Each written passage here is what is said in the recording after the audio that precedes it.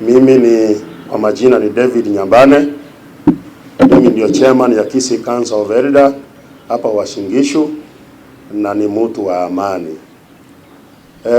Yale ambao yamekuwa katika media kutoka kwa ndugu yetu Mheshimiwa Onyonka, ningependa kumhakikishia yeye na community yetu ya Wakisii wale wanaishi Eldoret, community yetu ile iko nyumbani, dada na mandugu wale wako hata Nairobi.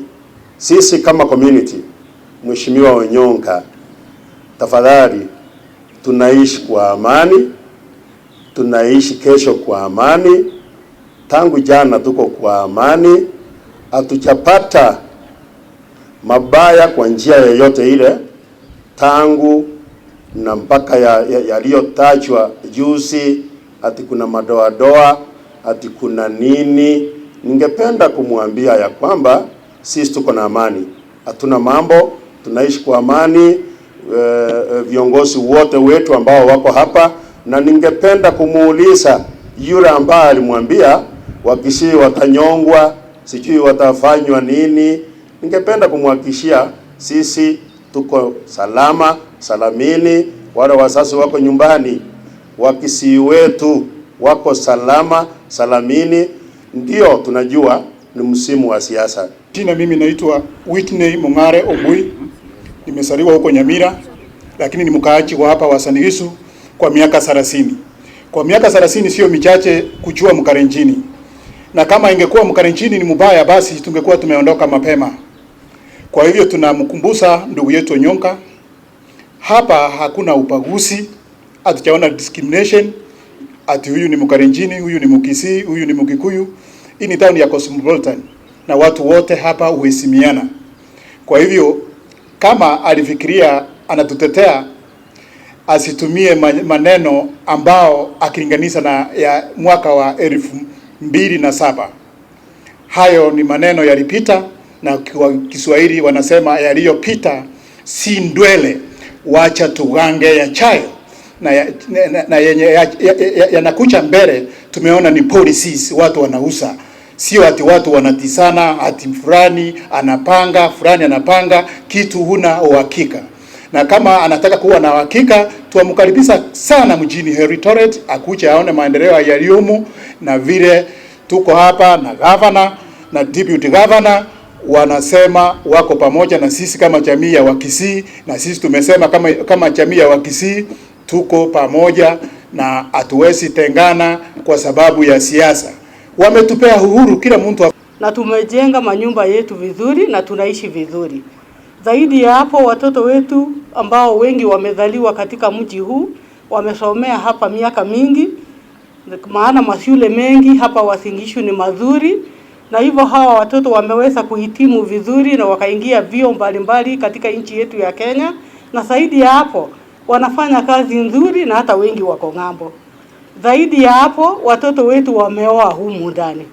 Tumeoa na kuoana, kama ni Goito tuko pale, mpaka tumekuwa assimilated, tumekuwa jamii moja, tunafanya mambo yetu pamoja, tunaombana chumvi. Kama hata ikifika mahali ambapo ni kifo, kama ni maziko, tuko pamoja, tunachangiana katika harusi na mambo yote tunayafanya pamoja. Kwa hivyo sisi hata uwezi kutofautisha, maana sasa tumechanganyika. Watoto wetu wameoa kwa Wakalenjin na sisi na Wakalenjin wameoa watoto wetu. Zaidi ya hapo, sisi tumepata faida katika kiongozi wetu Honorable Mandago wakiwa na deputy hapa. Wametuajiria watoto wetu wengi katika kaunti hii. Hata viongozi wengine ndio hao wanasimama hapa. Tuko na MCA Honorable Shamal, tuko na Director of Environment Mr. Nyabayo. Kwa majina mimi naitwa Mheshimiwa Samora Machel. Mimi ni nominated MCA hapa Uasin Gishu na ninasimamia ethnic minority. Siku ya leo, kwa yale maneno ambayo yalisemwa jana na mheshimiwa ule kutoka kule Kisii Onyonka, akianza kutishia kusema ati watu waanze kutoka huku Uasin Gishu watanyongwa, hiyo ni maneno ambaye tunayakashifu siku ya leo kabisa. Mimi kama kijana wa hapa. Wazazi wangu waliweza kutoka kule Kisii. Nimelelewa hapa, nimezaliwa hapa na nimeona amani. Ndio kwa maana pia waliweza kunichagua niweze kusimamia hizi makabila zingine zote. Na gavana wetu ni mtu wa amani kabisa. Gavana wetu anapenda hizi kabila zote na amewakaribisha hapa hivi Uasin Gishu yetu. So yale maneno ambayo yalisemeka kule, tunasema haiko hapa. Wacha huyo mheshimiwa, wacha nichukue hiyo fursa ya kuweza kumkaribisha hapa Uasin Gishu, na niweze kumkaribisha, nitamnunulia chai aweze kukuja akae na sisi hapa, aweze kuona vile sisi watu wa Uasin Gishu tuko na amani. Na nikisema jambo la pili ya huyu mkubwa wetu Linturi ambaye aliweza kushikwa jana, yeye hakuwa anamaanisha madoadoa hizi maneno ya kabila zingine. Tulikuwa kwa rally ya UDA, alikuwa anaongelea wale wakaaji wote, wale ambao wanataka kuomba kura. Sisi wote tuweze kuingia kwa hii chama moja ambaye iko kwa ndani ya UDA, ndio waweze kumpigia naibu wa rais. Hakuwa anaongelea hizi kabila zingine.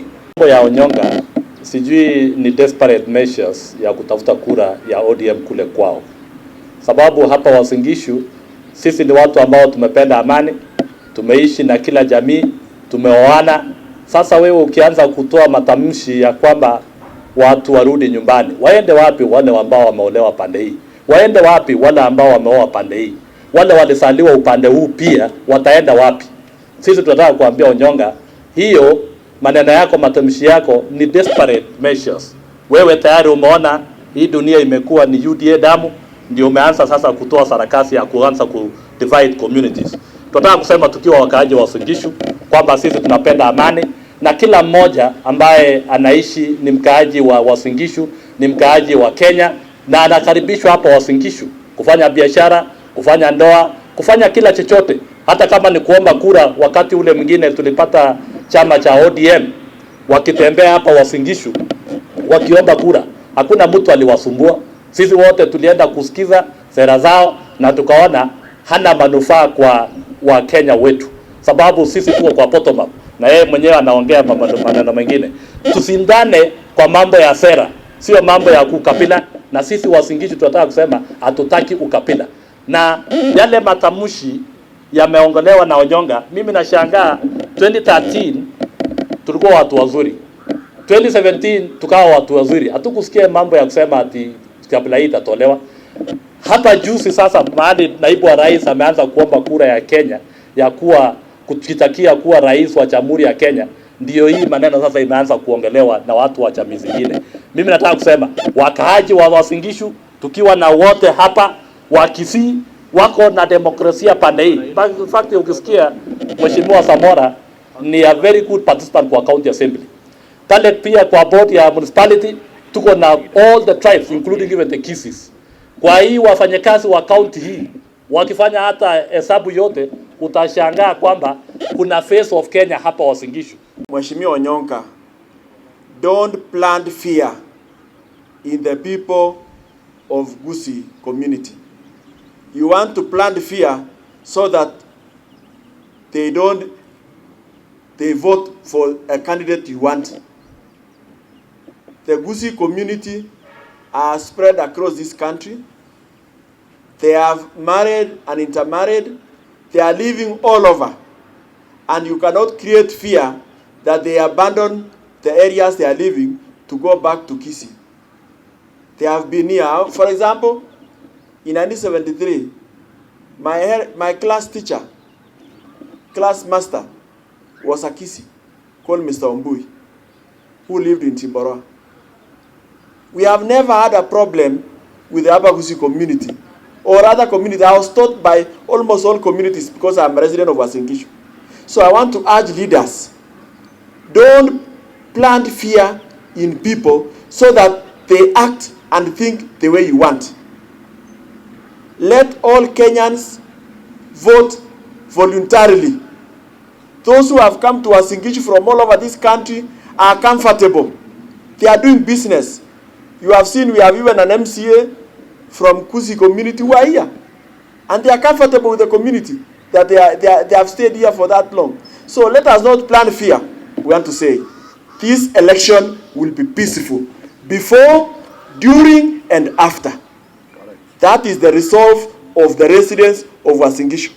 We are going to conduct our elections peacefully, and we are allowing them, even though we know there are people who don't support the popular candidate that we support. They have a right, but we have said let the majority vote their way, and we will respect those who are not with us because they will not get enough votes anyway. But you cannot force us to vote them. Raia watachagua. Na ile kitu naambia the other arms of government, kama tamko la madoadoa ni mbaya kwa Linturi, wadikaseti hiyo ndio wasitumie tena, na waulize gavana wa Nyandarua ambaye alitumia ilikuwa na maana gani akisema hivyo. Waulize baba alipotumia kwa hiyo mkutano yake alikuwa na maana gani, ili wote either wapelekwe kotini ama waachiliwe. Kwa haya machache na mengi, asanteni sana.